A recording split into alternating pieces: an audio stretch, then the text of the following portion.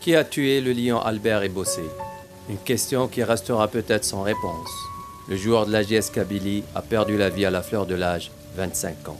La bêtise humaine a endeuillé sa ville natale de Douala et tout le Cameroun, où le jeune Bojongo a appris à taper sur un ballon. Ce meurtre abominable a choqué les Algériens, les Africains et le monde entier. Mais après ce drame, place aux interrogations. La question lancinante, qui a vraiment tué Ebossé? Les joueurs africains qui jouent dans nos championnats professionnels demandent à la première instance du football algérien FAF plus de sécurité. La fédération, il faut qu'il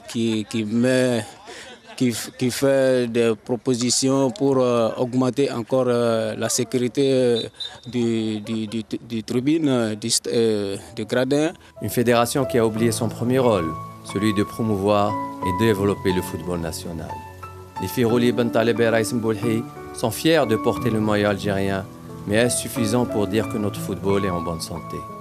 Quand on sait que la corruption de certains arbitres, certains joueurs, certains présidents de clubs, les matchs truqués existent, même si cela n'a jamais été ou voulu être prouvé. La mort d'Albert Ebossé vient comme pour tirer une sonnette d'alarme, avant qu'il ne soit trop tard, si ce n'est pas déjà trop tard. Maintenant, on espère qu'on ne va pas se mettre à la place des gens qui doivent juger cette affaire. Le soir du 23 août, un drame a eu lieu dans le stade du 1er novembre de Tizi Ouzou. Cela aurait pu arriver dans n'importe quelle arène du pays, même si dans une arène, les spectateurs savent avant de rentrer qu'il y aura une mise à mort. Cet acte odieux a fait réagir la presse internationale et même les fédérations africaines, ce qui a mis mal à la réputation de notre pays et son football. Quel gâchis!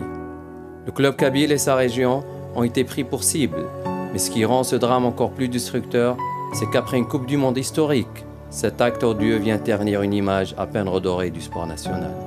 Après avoir séduit le monde lors du dernier mondial brésilien, les Verts ont fait rêver un continent africain uni par sa sagesse et sa générosité. Même l'icône du Cameroun, Samuel Eto'o, avait souhaité bon courage au Fennec. L'Algérie a perdu sa belle image, ternie par un acte criminel, incontrôlable, mais peut-être prévisible contre un joueur étranger, B9, comme le surnommaient ses coéquipiers du Coton Club de Garoua. Ebossé a quitté l'Algérie aujourd'hui pour ne plus revenir. Après les larmes et la douleur, il faudra essayer d'oublier. Ou peut-être ne faut-il pas oublier. Ne jamais oublier Ebossé. Pour respecter ce martyr de notre football, un proverbe camerounais dit « Un lion dans la jungle se fait respecter ».